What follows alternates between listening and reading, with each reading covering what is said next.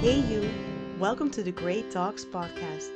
Talks about great thinking, social skills, communication, personal development and team coaching.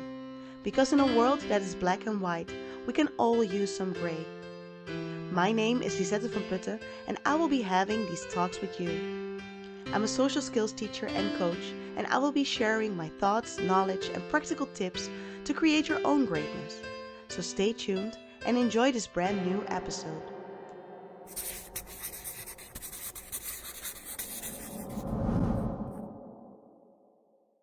Another great talk. Welcome to a brand new episode of the GreyTalks podcast. It's episode 10, and this episode is about emotions. And, talking about emotions, I do have to say that this is episode number 10, which I consider a milestone, and I think it is pretty cool that we are here, episode number 10. And I'm still very excited every time I'm doing one of these talks, like recording it, when I'm editing, when I post it, and when I share it with you. Just get really, really excited. So, yeah, I'm very happy to be doing that. And here we are, episode number 10. And all I can say is let's go. This episode is about emotions. And I want to talk about that because in previous episodes, I've been repeating myself like, hey, we should be able to label, address, and name the emotions and feelings that we are experiencing in order to know what our needs and expectations are, to be able to communicate better and set those boundaries. And because I was repeating myself over and over again, and still the power of repetition is a real thing, so I don't mind sharing that because I think it's very, very important. But I thought maybe I should just talk a little more on emotions because I've also been talking about quote unquote negative emotions and how we should normalize them and not like reject them and shove them aside and be able to sit with that discomfort and work through that and process it. Um, but then again, it is really important to be able to actually address and label the emotions and feelings that we have. So, in this episode, I'm going to talk about emotional intelligence, about secondary emotions, in contrary to primary emotions, and fighting emotions. And of course, I'm also going to share a great trigger and a great tip. Okay, I'm going to tell you a little on emotional intelligence, and that's a theory that is from Danial Goleman. And it's about the ability to understand and manage your own emotions and also being able to recognize the emotions that others have and also the influence that those emotions, so your own and those others are experiencing, have on each other. So there are four aspects that are part of emotional intelligence. One of them is self-awareness. You have self-management. You have social awareness and you have relationship management. So, self awareness is about knowing your strengths, your weaknesses, being able to recognize your own emotions and how they are influencing you, like what effect do they have on you, but also the effect that your emotions have on others. Self management, it's already in the word, is about managing your own emotions and that way being able to deal with stressful situations in a resilient way. Because you are aware of your own emotions, knowing how they feel, what they are called, and how they are affecting you and others, makes it possible to actually manage it and to know what you need to be doing in order to process those emotions and those feelings that you're having. Social awareness is about the emotions that others are having and that you're able to recognize those emotions and that you can be aware of the effect that they might have on others and on yourself, but also on others. So it's more about empathy and being able to empathize with others. And that way you will understand it better because you are social aware, you are able to empathize with others, you are able to recognize emotions that others are having. And because of that, you will be able to communicate better. And then relationship management. And this is where everything comes together. It's being self-aware and social aware, being aware of the emotions, recognizing them in yourself and in others, being able to understand them as well, but also self-management in how you can control your own emotions. With relationship management, that is on how you are interacting with other people. And when there's conflict, you're able to resolve that as well. You will also be able to mentor others on how to deal with their emotions because you are self aware, you can self manage, and you're socially aware. So, with relationship management, that all comes together. And that is what emotional intelligence is, according to Daniel Goleman. And then on top of that, it is important to not reject negative emotions. So I already mentioned it a couple of times, how I think it's very important to normalize having negative emotions as well. I don't even want to call them negative, but it's because everybody is using it in that way, makes it easier to explain it, but just to be able to talk about emotions in general, whether they are happy or sad, positive or negative. I think it's important to have the total vocabulary that you need to be able to address and label all these emotions and not just focusing on the happy ones. Focusing on the happy ones also has a link to secondary emotions. And I'm going to explain what the difference is between primary emotions and secondary emotions. So, a primary emotion is the first emotion that you are experiencing within a certain event or a certain situation. A secondary emotion is the emotion that you have as a reaction to that first emotion. A lot of the time, secondary emotions are harder to name because we are not always aware of the fact that we are having them. It's like this feeling, that underlying feeling that we might experience in certain situations where you're not really grasping what is going on and what it is that you're feeling, but can be a secondary emotion. And even though that secondary emotion is harder to name, it is a very important emotion that we have because they actually influence how we react to certain situations. And they can intensify your reaction as well. So, a secondary emotion has a lot to do with judgment. Judgment of yourself when you're thinking you are not supposed to feel that way, or so you're having a second emotion. You can be, for instance, really happy something happened, but you're judging that you shouldn't be happy and shouldn't experience it. So there's a lot of judgment coming along with that secondary emotion because we are taught on how to feel in certain situations. And if we're not feeling that, we will be judging ourselves. For instance, with the message that I've been repeating over and over again, that we should normalize negative emotions. When we are having an emotion that is labeled negative, we are judging ourselves on that. For instance, you might feel sad in a workspace, and that is something that you will be judging yourself on. So you might cry about something that you are experiencing at work, and you are judging yourself on how you are reacting to that and that emotion that you are having. So you're having another emotion about the one that you are experiencing in that moment. So that also has a lot to do with what we have learned on how we should feel and how we should react. So there are also a lot of social norms, gender roles, for instance, on how we should be experiencing emotions. And because of that, that is why we are also experiencing a lot of secondary emotions as well. And what I think when it comes to secondary and primary emotions, I think that they will always both exist. But I think that it is important to focus more on the first emotion that you're feeling and to actually be able to address that, assess it, process it, and also learn how you are feeling about that emotion. So you're taking a next step. You're not only sitting with yourself and feeling that emotion, but you're also able to, in a non-judgmental way, being able to actually assess on, okay, what does that emotion mean to me and what is the effect that it has on me?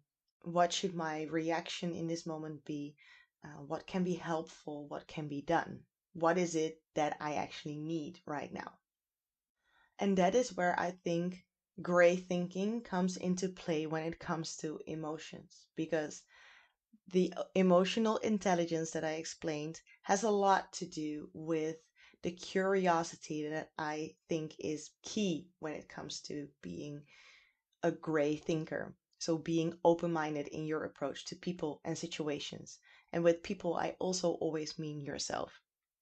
So that curiosity, that being able to question things, to ask follow up questions, and to actively listen is not only when you're in a conversation with someone else, when you interact with another human being, but it's also about the conversation that you're having with yourself and actively listening to what it is you're feeling and what it means and how you would address it and what it is that you need. And ask yourself those follow up questions as well. So there's an example where I actually learned on how to really use this was when I was traveling through Asia, and I was traveling by myself, and I didn't have like a clear path on I'm going to stay 1 week here and then travel over there. No, I was just flexible and just doing what felt good in the moment. And sometimes I felt a bit uncomfortable, like I was like not sure. I wasn't feeling great. I was like, what's going on? So I started asking myself a lot more questions than I was used to.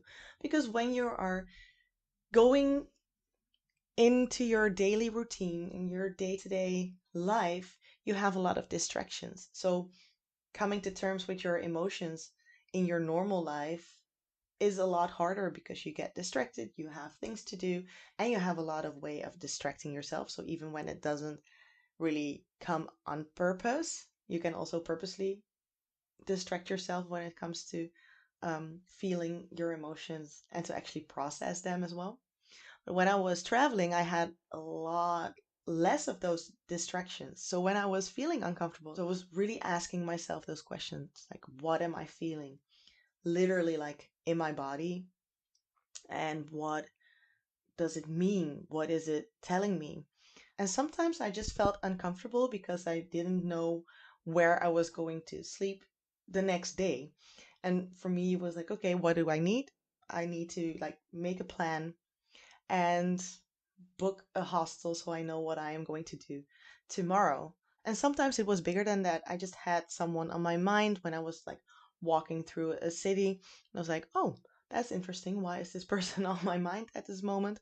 And I started like asking myself those questions. And it's really interesting to learn more about yourself that way. And I think that is one of the experiences that everybody should have, because being by yourself and being able to do that and also experience those feelings and those emotions without getting distracted is very powerful, and it's very helpful to make you really resilient and to help you grow and develop on an emotional level and actually be able to communicate better.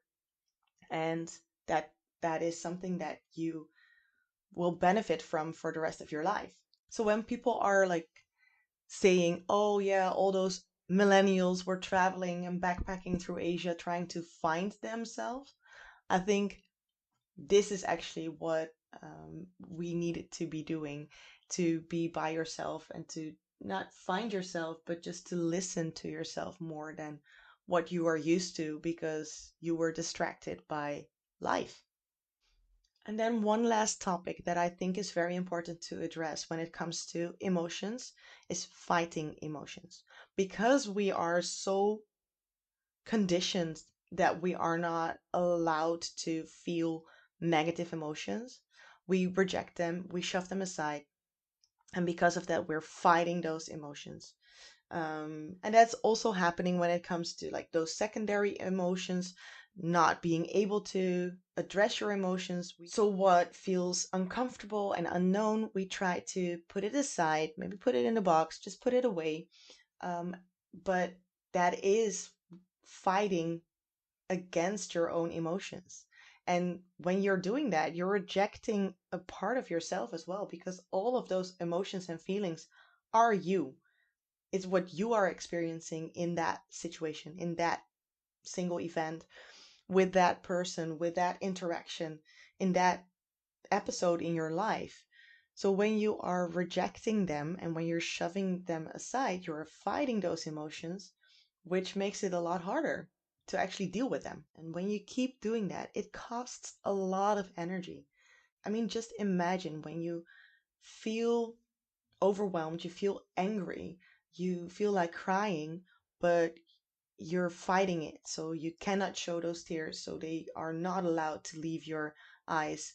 You're angry, but you're not allowed to feel that tension, and you're fighting against all of that. It costs a lot of energy, like not just for your body, but also for your brain and your mental health to actually fight those emotions. And I think one of the reasons why we do that, why we are fighting emotions, is because the world should be a happy place. There are social norms, there are gender roles, there's a lot we still need to learn when it comes to emotions and our emotions and emotional intelligence. And the longer we do that, the longer we are fighting those emotions, the longer we suppress those feelings and reject them, we will become numb when it comes to emotions because you're not allowing yourself to actually feel them. So you just reject them already before you can actually feel them. And that is when like the body and mind is not really connecting anymore because we are not talking to ourselves when it comes to emotions and our feelings. And when we are shoving aside emotions and we're fighting them, it's also harder to recognize what the emotion actually is, especially because we have those primary emotions and those secondary emotions. And sometimes one will overrule the other and will cover the other, and then that feels as a primary emotion as well. So you might experience some sadness or disappointment, but it actually gets overruled by anger. But you don't even remember why you are angry because it's already overruled by that emotion. So there's a lot to learn, to think about, to experience when it comes to emotions. So we talked about emotional intelligence and that is the ability to actually be aware and recognizing your own emotions and understanding them, and also in interacting with others, being able to recognize emotions that others are experiencing and the effect that they have, where we had self-awareness, self-management, we had social awareness, and relationship management. So those four aspects are part of the theory about emotional intelligence by Daniel Goleman. And then we talked about secondary emotions and primary emotions and how those secondary emotions are full of judgment. They are triggered by social norms, by gender roles, and they make it really hard to process what we are feeling because sometimes they are covering up certain emotions. They influence our behavior, they intensify our reactions. So they have a lot of control, they have a lot of influence, and how that actually makes the concept of emotions and what we are feeling and experiencing very complex because you have different levels of experiencing emotions and what is actually your own emotion that you are experiencing, or are you experiencing a certain emotion because it's evoked through that conditioned social norm or within that gender role that you are supposed to feel a certain way in that particular situation. And then we talked about fighting emotions and how that, from my opinion, comes from rejecting those negative emotions, not being able to address and label emotions because that is not taught or is judged. And that's why we are fighting those emotions and we're trying to reject them and shove them aside. And how rejecting your emotions that you are experiencing, whether they are positive or negative, but most of the time we are rejecting negative emotions, and how that actually has a lot of influence on who you are as a person because you are rejecting and shoving aside little pieces that are part of you, and how that can result in feeling numb when it comes to experiencing emotions. So, in this episode, I'm also sharing a great trigger and a great tip. And the one thing that triggers me most is fighting emotions. I think it's very important that we stop doing that. I've experienced different situations as a teacher and as a study advisor when I was like guiding and coaching students. They would come to me for a whole different reason. Which course should I take? What should I do after graduation? Should I take an internship or should I study abroad? What should I do? So, all those typical study related questions that you can have. Um, but I would notice that when they would come in and start the conversation, there was something going on. They were fighting their emotions. And the one thing that I always said, just let it go. Just do it. So, my great tip would also really be when you are experiencing emotions, be self aware, know what you are experiencing, know what you are going through, have that ability to manage your own emotions as well. So you know what it is that you need to calm down, to process it, to assess it, to learn from it, and just to sit with yourself in that way.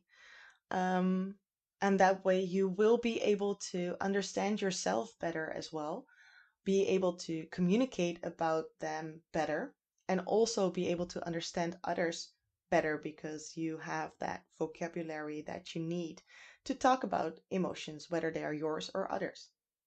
Thank you for listening to this episode of GreyTalks. Please let me know what you think, ask me anything, and spread greatness by sharing these talks with everyone you think needs a little bit more grey. Don't forget to be great until our next Grey Talk.